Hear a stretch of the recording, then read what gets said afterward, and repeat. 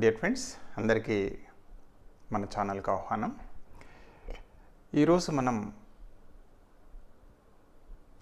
Pedagogy of EVS, pedagogy of సైన్స్కి సంబంధించిన కొన్ని అంశాలు ఇక నుంచి వెళ్ళి కొన్ని లెసన్స్ను మనం వీడియోస్ను మన యొక్క మిత్రుల సజెషన్స్ ప్రకారం వాళ్ళు ఏమని కోరారంటే కొంచెం పెడగాజీలో కూడా కొన్ని మనకు సైకాలజీ పెడగాజీలో ఉపయోగపడుతుంది.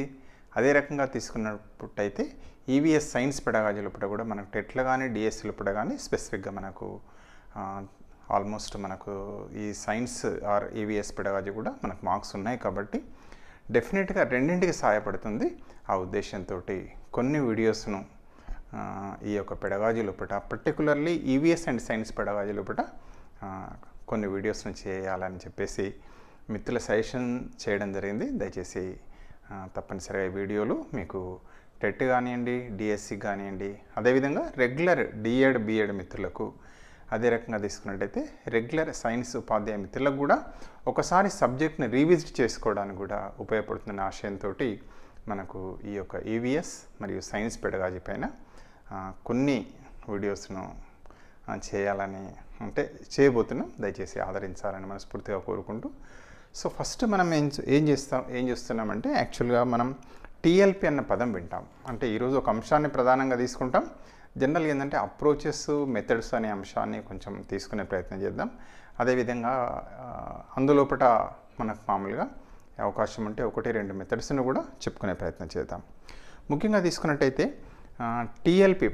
టీఎల్పి ప్రాసెస్ అనే బహుశా మనం టీఎల్పి అన్న పదం వినే ఉంటాం. టీఎల్పి అంటే నథింగ్ బట్ దీన్నే మనం ఏమంటామంటే టీచింగ్ లెర్నింగ్ ప్రాసెస్ అంటాం. టీఎల్పిని ఏమంటారంటే TLP is nothing but teaching learning process.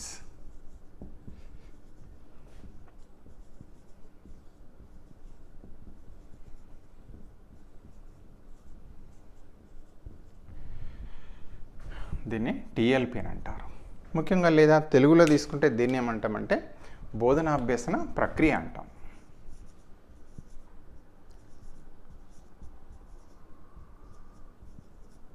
బోధన అభ్యసన ప్రక్రియ అంటాం టీఎల్పి. జనరల్గా ఈ టీఎల్పి ప్రాసెస్ లోపల ఉండే ముఖ్యమైన 3 అంశాలు ఏంటి? బోధనాభ్యసన ప్రక్రియ లోపల 3 అంశాలు చాలా ఇంపార్టెంట్ ఉంటాయి, అవునా కాదు? సో జనరల్గా అందుకే ఏమంటారంటే మామూలుగా మనం క్లాస్కు వెళ్ళే ముందు ఒక 3 క్వశ్చన్స్ వేసుకోవాలంటారు. దీనికి ఆన్సర్ అందులో దొరుకుతుంది. ఏంటంటే టీఎల్పి లోపల ఉండే అంశాలు ఏంటి ముఖ్యమైన అని తెలుసుకోవడానికి జనరల్గా ఏమంటారంటే మనం పాఠం చెప్పే ముందు మనకు 3 క్వశ్చన్స్ వేసుకొని ముందుకు వెళ్ళాలంటారు. ఏమేంటిది అంటే 3 క్వశ్చన్స్. ఒకటి వాట్, రెండవది వై, మూడవదని ఏమంటారంటే హౌ. అంటే జనరల్గా వాట్ అంటే వాట్ టు టీచ్, అదేవిధంగా రెండవది వై టు టీచ్, అదేవిధంగా మూడవ దాన్ని తీసుకుంటే హౌ టు టీచ్. ఈ 3 అంటే ఈ 3 అంశాలు మనకు తప్పనిసరిగా తెలిసి ఉండాలంటారు. వాట్ టు టీచ్ అంటే తెలుగులో దీన్ని ఏమంటామంటే మనం ఏమి బోధించాలి.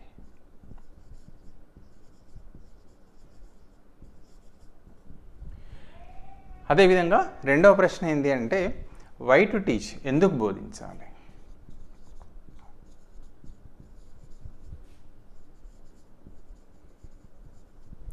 అదేవిధంగా హౌ టు టీచ్ అంటే ఎలా బోధించాలి. ఈ 3 అంశాలకు, ఈ 3 ప్రశ్నలకు మనం ఆన్సర్ను తెలుసుకొని తప్పనిసరిగా తెలిసి ఉండాలని ప్రతి ఉపాధ్యాయుడికి చెప్పడం అనేది జరుగుతుంది. జనరల్గా ఇక్కడ వాట్ టు టీచ్ అంటే కాంటెంట్, ఇక్కడ ఏం కాంటెంట్ బోధించాలి. ఒక పీరియడ్ లోపలగా లేదా ఏ టాపిక్, కాంటెంట్ ఆర్ టాపిక్ అని కూడా మనం అంటాం. ఏం బోధిస్తాం మనం, ఈరోజు బోధించాల్సిన టాపిక్ ఏంది, కాంటెంట్ ఏంది అనేది తప్పనిసరిగా మనకు తెలిసి ఉండాలి. అదేవిధంగా రెండవది ఎందుకు బోధించాలి. మనం సబ్జెక్ట్ వారి ఉదాహరణగా సైన్స్ బోధిస్తున్నాం, ఈవీఎస్ను బోధిస్తున్నాం, అవునా కాదా? వాటిని ఏమంటారంటే బోధనా లక్ష్యాలు తెలవాలి అంటారు. దీనికి ఎయిమ్స్ ఏంది, ఎందుకు బోధించాలి, ఆ పాఠ్యాంశం ద్వారా మనం ఏంటి సాధించవలసిన ప్రవర్తన మార్పులు ఏంది, లేదా ఆబ్జెక్టివ్స్ అంటాం. Aims or objectives.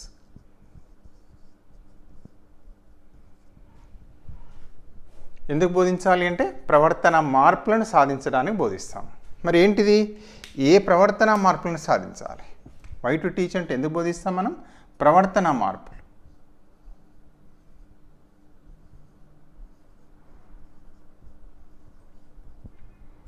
లేదా దీన్ని మనం సింపుల్ చెప్పాలంటే బ్లూమ్స్ టాక్సానమీ, బ్లూమ్స్ లక్ష్యాలు అని సింపుల్గా పెట్టుకోవచ్చు.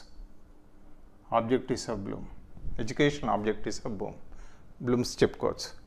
అదేవిధంగా ఎలా బోధించాలి అంటే ఎలా ట్రాన్సాక్ట్ చేయాలి, ఎలా బోధించాలి అంటే ఇక్కడ ఏమొస్తుంది అంటే మామూలుగా మెథడ్స్, అప్రోచెస్.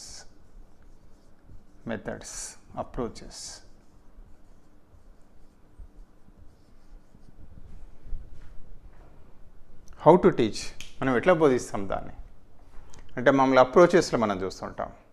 అంటే టీచర్ సెంటర్డ్ అప్రోచా, చైల్డ్ సెంటర్డ్ అప్రోచా,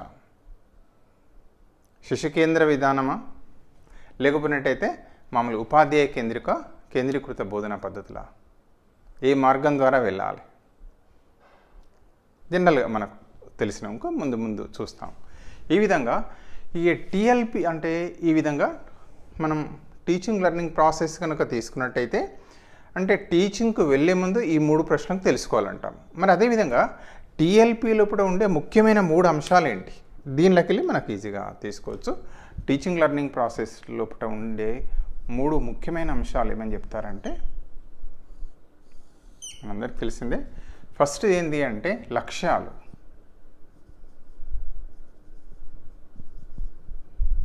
ఒకటవది దీన్ని ఎయిమ్స్ అంటాం లేదా ఆబ్జెక్టివ్స్.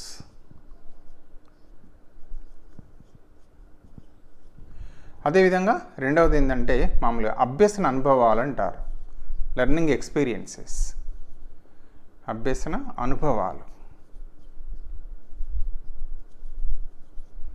వీటిని లెర్నింగ్ ఎక్స్పీరియన్సెస్ అంటాం.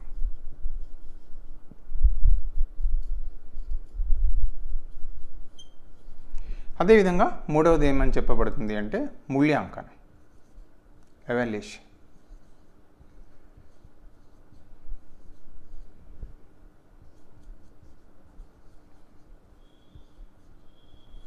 ఈ విధంగా బోధన అభ్యసన ప్రక్రియలో టీఎల్పిలో ఉండే ముఖ్యమైన 3 అంశాలు, దీన్ని మనం ఇక్కడ రాస్తున్నాం. మళ్ళీ టీఎల్పి. ఈ విధంగా టీఎల్పిలో ఉండే 3 ముఖ్యమైన అంశాలు, ఒకటేమో తీసుకున్నట్టయితే లక్ష్యాలు, ఇది ఒకటవది లక్ష్యాలు. రెండవది అభ్యసన అనుభవాలు, లెర్నింగ్ ఎక్స్పీరియన్సెస్ అంటాం. అదేవిధంగా మూడవది ఏంటంటే మూల్యాంకనం. ఇప్పుడు జనరల్గా ఇప్పుడు మనం అంటున్నాం కదా సిసి అని వాడుతున్నాం దీన్ని, లేదా అసెస్మెంట్ అని కూడా అంటున్నాం. దీన్ని అసెస్మెంట్గా కూడా పేర్కోవడం అనేది జరుగుతుంది. ఈ విధంగా తీసుకున్నట్టయితే బోధనా అభ్యసన ప్రక్రియ లోపల టీఎల్పి ప్రాసెస్లో ఉండే 3 ముఖ్యమైన అంశాలు ఏంటి అంటే ఒకటి లక్ష్యాలు, రెండవది అభ్యసన అనుభవాలు, 3 మూల్యాంకనం.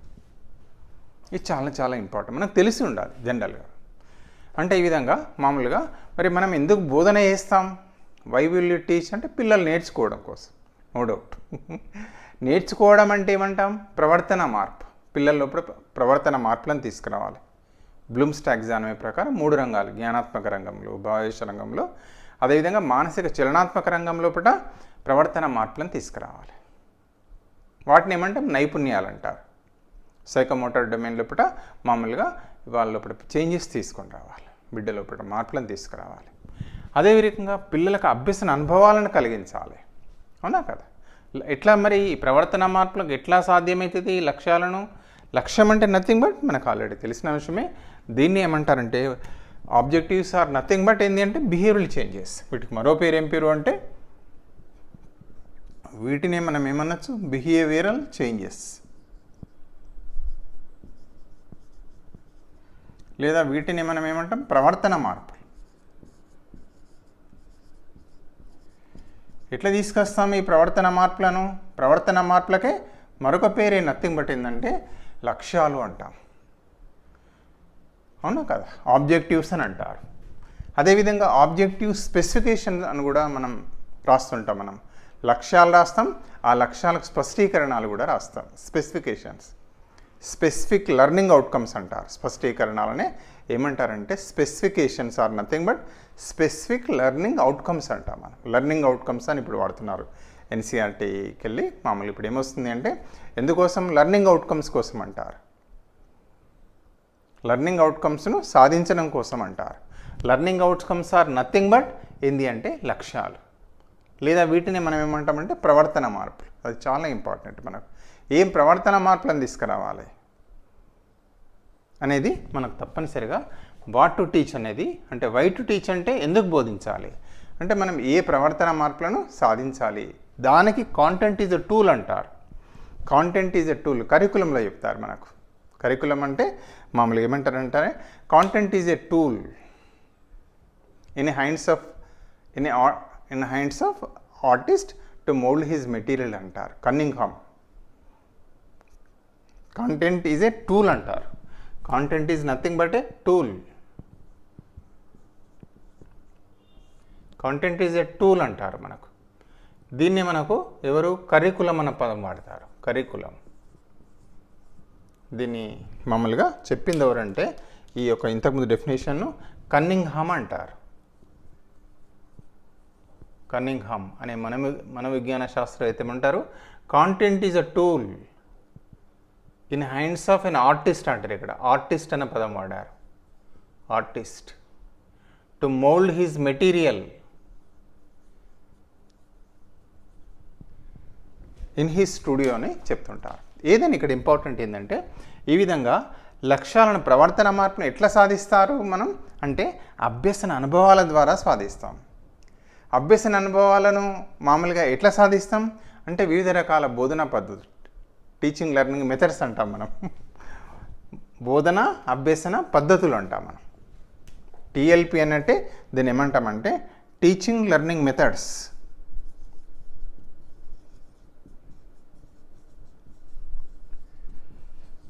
టీచింగ్ లెర్నింగ్ మెథడ్స్గా పేర్కొంటాం. అందులో మనం సైన్స్లో తీసుకుంటే రకరకాలుగా వస్తాయి. లెక్చర్ మెథడ్ కావచ్చు, లెక్చర్ కమ్ డిమాన్స్ట్రేషన్ మెథడ్ కావచ్చు, ఎక్స్పెరిమెంటల్ మెథడ్ కావచ్చు, లేదా యాక్టివిటీ మెథడ్ కావచ్చు. రకరకాల మెథడ్స్ అంటే బిడ్డకి ఎట్లా ఎక్స్పీరియన్సెస్ కలిగిస్తాం మనం. అన్వేషణ పద్ధతి కావచ్చు, ప్రాజెక్ట్ పద్ధతి కావచ్చు, బోధనా పద్ధతులు మనం చెప్తాం. టీచర్ సెంటర్డ్ మెథడ్స్ అని, చైల్డ్ సెంటర్డ్ మెథడ్స్ అని చెప్తుంటాం. ఆ మెథడ్స్ ఆర్ నథింగ్ బట్ ఏంటంటే ఈ అభ్యసన అనుభవాలను కలిగించేటి ఏంటి అంటే మెథడ్స్ ఇవి జనరల్గా. దాని తర్వాత ఏం చేస్తాం మరి మూల్యాంకనం చేస్తాం మనం క్లాస్ రూమ్లో. మళ్ళీ తప్పనిసరిగా మనం ఏం చేస్తామంటే మూల్యాంకనం చేస్తాం. ఎందుకు చేస్తాం మూల్యాంకనం అంటే ఈ యొక్క లక్ష్యాలను సాధించామా లేదా అని తెలుసుకోవడానికి మూల్యాంకనం చేయడం అనేది జరుగుతుంది. ఈ విషయం మనందరికీ తెలిసిందే. ఈ విధంగా లక్ష్యాలను సాధించడానికి మనం ఏం చేస్తామంటే అభ్యసన అనుభవాలను కలిగిస్తాం.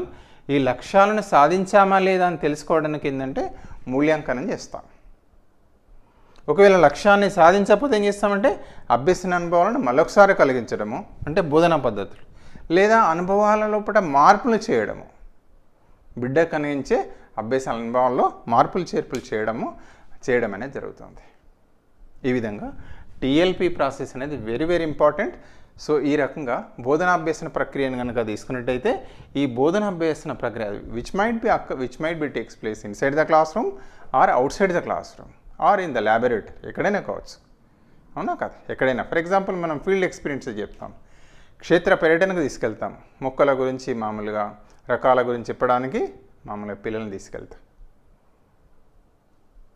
సో ఈ విధంగా సందర్భాన్ని బట్టి, లేదా మనం ప్రైమరీ లెవెల్ అయితే గ్రామ పంచాయతీని సందర్శింపజేస్తాం, లేదా బ్యాంకులు తీసుకెళ్తాం, లేదా ఒక హాస్పిటల్ తీసుకెళ్తాం, లేదా ఒక ఫ్యాక్టరీకి తీసుకెళ్తాం. అంటే అవన్నీ కూడా ఏంటి అంటే అభ్యసన అనుభవాలుగా పేర్కొంటాం. మనం రకరకాల అభ్యసన అనుభవాలను కలిగిస్తాం. ఏదైనా ఈ విధంగా టీఎల్పి ప్రాసెస్ కనుక తీసుకున్నట్టయితే టీచింగ్ లెర్నింగ్ ప్రాసెస్ అంటాం దీన్ని. టీఎల్పి ఈజ్ నథింగ్ బట్ బోధనాభ్యసన ప్రక్రియ అంటాం. టీఎల్పి ప్రాసెస్ అంటే దీన్ని ఏమంటామంటే కింద రాస్తాం మనం teaching learning process. Teaching learning process దీన్ని బోధన అభ్యసన ప్రక్రియ అంటారు. ఈ విధంగా బోధనాభ్యసన ప్రక్రియ లోపల ఉండే 3 అంశాలు, టీఎల్పి ప్రాసెస్లో ఉండే 3 అంశాలు, 3 ఇంపార్టెంట్ పాయింట్స్ ఏంటి అంటే, ముఖ్యమైన అంశాలు అంటాం మనం జనరల్గా. అవి ఏంటి అంటే, ఒకటి లక్ష్యాలు, ఇక్కడ కనబడుతుందా, ఒకటి లక్ష్యాలు, రెండవది అభ్యసన అనుభవాలు, మూడవది మూల్యాంకనం. సో దయచేసి తప్పనిసరిగా మనం గుర్తుపెట్టుకోవాలి. అదే రకంగా తీసుకున్నట్టయితే క్లాసుకు వెళ్ళే ముందు తప్పనిసరిగా మనకు తెలిసి ఉండాల్సిన, వేసుకోవాల్సిన ఉపాధ్యాయులుగా 3 ప్రశ్నలు ఏందనుకున్నాం. వాట్ టు టీచ్, ఏం బోధించాలి, ఈవీఎస్ఆ సైన్సా, మరి ఈవీఎస్ని ఎందుకు బోధించాలి, అట్లా కూడా మనకు why to teach EVS, how to teach EVS అంటే మెథడ్స్ కింద వస్తుంది మనకు. ఎలా బోధించాలి అంటే మెథడ్స్ ఆర్ అప్రోచెస్ ఇందులో చెప్పుకుంటాం. అదేవిధంగా ఎందుకు బోధించాలి, విద్యా ప్రమాణాలను సాధించడానికి, అకాడమిక్ స్టాండర్డ్స్ని అచీవ్ చేసుకోవడానికి. మరి ఎయిమ్స్ వేరు, అకాడమిక్ స్టాండర్డ్స్ వేరు కాదు. ఎందుకు బోధించాలి అంటే ఎయిమ్స్ ఆర్ ఆబ్జెక్టివ్స్ ఆర్ వీటిని ఏమంటామంటే అకాడమిక్ స్టాండర్డ్స్ని సాధించడానికి. అకాడమిక్ స్టాండర్డ్స్ అని ఇప్పుడు కొత్తగా మనకు ఇప్పుడున్న ప్రెజెంట్ టెక్స్ట్లో ఉంది అకాడమిక్ స్టాండర్డ్స్, లేదా వాటిని ఏమంటున్నారు, విద్యా ప్రమాణాలు అంటున్నాం తెలుగులో. ఇక్కడ కూడా మనం లక్ష్యాలు అంటున్నాం, ఇక్కడ రాసుకున్నాం లక్ష్యాలు, లేదా ఇప్పుడు ప్రెజెంట్గా ఏం రాస్తున్నాము, విద్యా ప్రమాణాలు.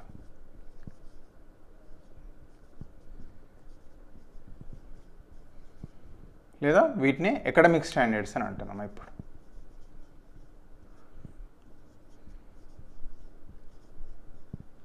ఎగ్జాంపుల్, విషయ అవగాహన మనకు తెలిసి ఉండాలి ఏంటిది, మరి ఇది వేరేది. దీన్నే ఎగ్జాంపుల్ తీసుకుంటే ఏమంటాం, విషయ అవగాహన, విషయ అవగాహన అంటాం మనం.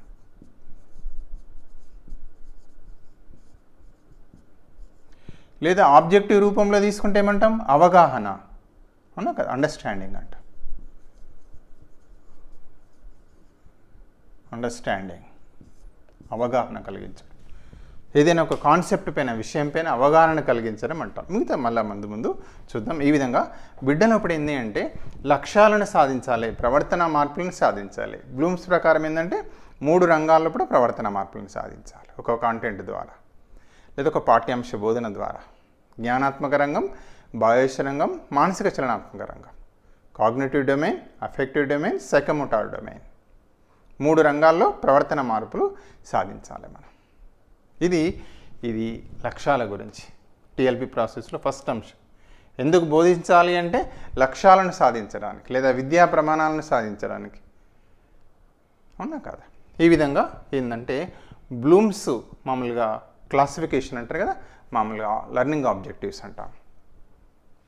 ఈ యొక్క బ్లూమ్స్ టాక్సానమీలో మరొక సందర్భంలో చూద్దాం. రెండవది ఏంటి, ఈ లక్ష్యాలను సాధించడానికి ఏం చేస్తామంటే అభ్యసన అనుభవాలను కలిగిస్తాం, లెర్నింగ్ ఎక్స్పీరియన్సెస్ని కలిగిస్తాం. రకరకాలుగా ఇట్లా ప్రయోగ పద్ధతి కావచ్చు, కృత్య పద్ధతి కావచ్చు, అన్వేషణ పద్ధతి కావచ్చు, లేదా ప్రాజెక్ట్ పద్ధతి మనం ఉపయోగిస్తాం. అందులో మెథడ్ ఉపయోగిస్తాం, అనుభవం. ఇప్పుడు ఈ కొత్తగా వచ్చింది ఏంటి, కన్స్ట్రక్టివిస్ట్ అప్రోచ్ అంటున్నారు, నిర్మాణాత్మక ఉపయోగం అంటారు. Approach constructivist approach. NCF 2005 ఏమని చెప్తుంది, మనకు నిర్మాణాత్మకంగా చెప్పాలి, కన్స్ట్రక్టివ్ మెథడ్లో చెప్పాలి అంటున్నారు. పిల్లలకు ఇంటరాక్ట్ కావాలి, ఇంటరాక్షన్స్ ఆర్ వెరీ ఇంపార్టెంట్. అది పరిసరాలతోటి కావచ్చు, టీచర్ తోటి కావచ్చు, పీర్ గ్రూప్ తోటి, మళ్ళీ ఇంటిగ్రేటెడ్లో మనం చూద్దాం ఎట్లా అనేది. ఈ విధంగా అభ్యసన అనుభవాలను కలిగించాలి. లెర్నింగ్లో మనం నేర్చుకుంటాం, అభ్యసన అనుభవాల ద్వారా ప్రవర్తనలో వచ్చే శాశ్వతమైన మార్పునే అభ్యసనం అంటామంట, అవునా కదా. లెర్నింగ్ అవుట్కమ్స్ అంటారు దానికి. లక్ష్యాలు, స్పష్టీకరణాలను విన్నాం మనం. స్పష్టీకరణాలకే మరొక పేరు ఏంటంటే స్పెసిఫిక్ లెర్నింగ్ అవుట్కమ్స్ అంటాం. జ్ఞానం అంటారు, జ్ఞానం అనేది నాలెడ్జ్, ఒక ఎయిమ్ కదా, జ్ఞానం నాలెడ్జ్. దాని యొక్క స్పెసిఫికేషన్ ఏంది, రీకాల్ అండ్ రికగ్నిషన్ అంటాం.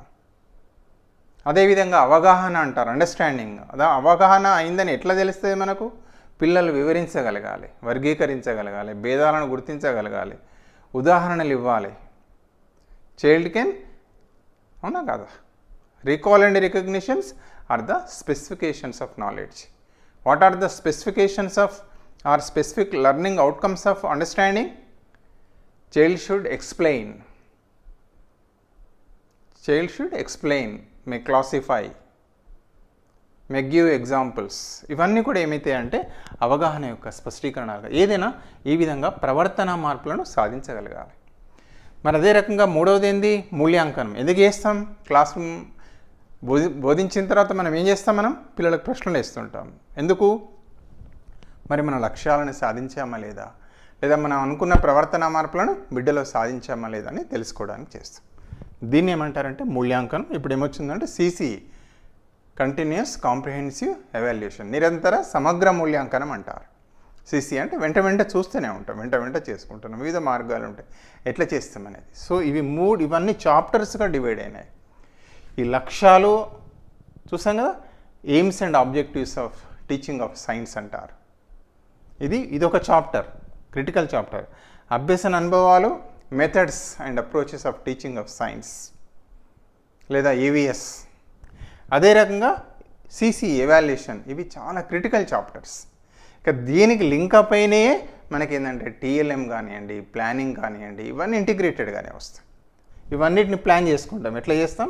మీరు లెసన్ ప్లాన్లో తీసుకున్నట్టయితే మామూలుగా మనకు లక్ష్యాలు ఉంటాయి, అభ్యసన అనుభవాలు ఉంటాయి, మెథడ్స్ ఉంటాయి, మూల్యాంకనం కూడా ఉంటుంది. లెసన్ ప్లాన్లో ఈ 3 చాలా ఇంపార్టెంట్, క్రిటికల్. సో దయచేసి మనం ఈరోజు జస్ట్ పెడగాజీలో ఇప్పుడు అది సైన్స్ కావచ్చు, EVS కావచ్చు, లేదా జనరల్గా సైకాలజీ, పెడగాజీ కావచ్చు, అక్కడ మనకు ఎక్కడైనా మనకు లింకప్ అయిన టాపిక్స్ దయచేసి ఇందులో కూడా మనం నేర్చుకున్న అంశం ఏంటంటే టీచింగ్ లెర్నింగ్ ప్రాసెస్ గురించి మాత్రమే ఈరోజు మనం ఈ వీడియోలో తెలుసుకునే ప్రయత్నం చేస్తాం. TLP అంటే టీచింగ్ లెర్నింగ్ ప్రాసెస్, బోధన అభ్యసన ప్రక్రియ. ఇందులో కూడా ఉండే ముఖ్యమైన అంశాలు ఏంది అంటే 3 అంశాలు ఉంటాయి: లక్ష్యాలు, అభ్యసన అనుభవాలు, మూల్యాంకనం. మనకు తెలియాలి ఉపాధ్యాయుడిగా, తప్పనిసరిగా ఉంటాయి మనకి వీటి. అదేవిధంగా ఏ పెడగాజీ తీసుకున్నా కూడా క్రిటికల్ చాప్టర్స్ ఏవి, aims and objectives of teaching of science are AVS.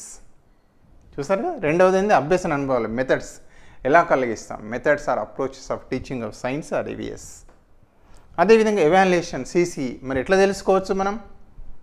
ప్రశ్నల ద్వారా కావచ్చు, లేదా ప్రాజెక్ట్ పనుల ద్వారా కావచ్చు. రకరకాల స్ట్రాటజీస్ ఉంటాయి. మూల్యాంకనం చేసేటప్పుడు రకరకాలుగా ఇంటర్వ్యూ చేస్తాం కావచ్చు, పిల్లల్ని అడుగుతాం కావచ్చు, అవునా కాదు? సో ఈ రకంగా ఇవి. అదే రకంగా బోధనాభ్యసన ప్రక్రియ అంటే మనం టీచ్ చేసే ముందు తప్పనిసరిగా మనకు క్వశ్చన్స్ వేసుకోవాలనుకున్నాం. ఇది ఇంటిగ్రేటెడ్గా వెళ్తున్నాం. వాట్, వై, హౌ అనే 3 ప్రశ్నలు వేసుకోవాలని చెప్తున్నారు. అంటే వాట్ టు టీచ్, మనం ఏం చెప్పాలి. మేజర్గా ఏంటంటే కాంటెంట్, లేదా ఏ సబ్జెక్ట్, EVS, సైన్స్ అంటే స్పెసిఫిక్ ఆబ్జెక్టివ్స్ ఉంటాయి. సబ్జెక్ట్ని బట్టి, టాపిక్ని బట్టి స్పెసిఫిక్ ఆబ్జెక్టివ్స్ ఉంటాయి.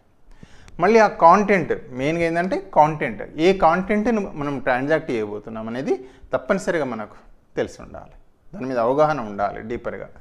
అదేవిధంగా వై టు టీచ్ ఇక్కడ వచ్చింది. ఎందుకు బోధిస్తామంటే ఇంతకుముందు చెప్పుకున్నట్టే, అంటే మనం పిల్లల లోపల ప్రవర్తన మార్పులు సాధించడానికి. ప్రవర్తన మార్పుని ఏమంటాం? ఎయిమ్స్ అంటారు, ఆబ్జెక్టివ్స్ అని పిలుచుకుంటాం. Objectives of teaching of science.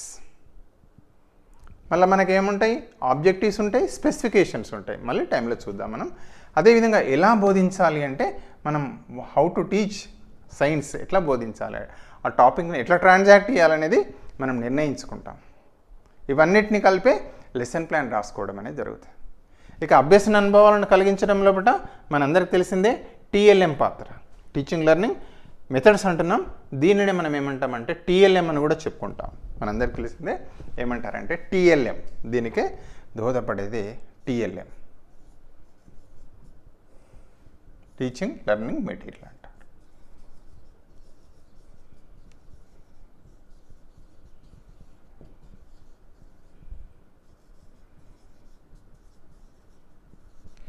So దయచేసి మనకు ఒకవేళ టెట్ సీటెట్లో కానీ కనుక ఆ కోణంలో చూసినట్టయితే క్వశ్చన్స్ చాలా సింపుల్గా ఉంటున్నాయి. అంటే సబ్జెక్ట్ మీద కమాండ్ అడుగుతున్నారు. మనకు తెలిసి ఉంటే వాళ్ళు కళ్ళు మూసుకొని చేయొచ్చు. క్వశ్చన్ అనేది ఎట్లా వస్తుంది, ఎట్లా అని అడగచ్చు, మనకు ఎలా అయినా అడగచ్చు. ఈ 3ంటికి లింకప్ ఏంటిది? TLP ప్రాసెస్ లోపల. ఇక్కడ టీచింగ్లో ఎవరిది? టీచింగ్ లెర్నింగ్ ప్రాసెస్లో మామూలుగా మనకు దీనికెళ్ళి మనకు మెథడ్స్ లింకప్ అవుతాయి, మీకు తెలిసిందే. అంటే టీచింగ్ లెర్నింగ్ ప్రాసెస్లో ఎవరిది ప్రాముఖ్యత ఎక్కువ ఉంటే, అంటే చైల్డ్ సెంటర్డా, టీచర్ సెంటర్డా అంటాం మనం. అప్రోచెస్లో మనం చూస్తుంటాం. For example lecture cum demonstration method, lecture method చూస్తాం, లెక్చర్ కమ్ డిమాన్స్ట్రేషన్ మెథడ్ చూస్తాం. అందులో ఇప్పుడు ఒక ఫ్లవర్ గురించి కానీ మొక్క గురించి కానీ మనం ఏం చేస్తాం, లెక్చర్ మెథడ్లో వివరిస్తాం, మళ్ళీ తర్వాత చూసుకుందాం. అదే రకంగా తీసుకున్నట్టయితే అందులో డామినేషన్ టీచర్ది ఉంటుంది.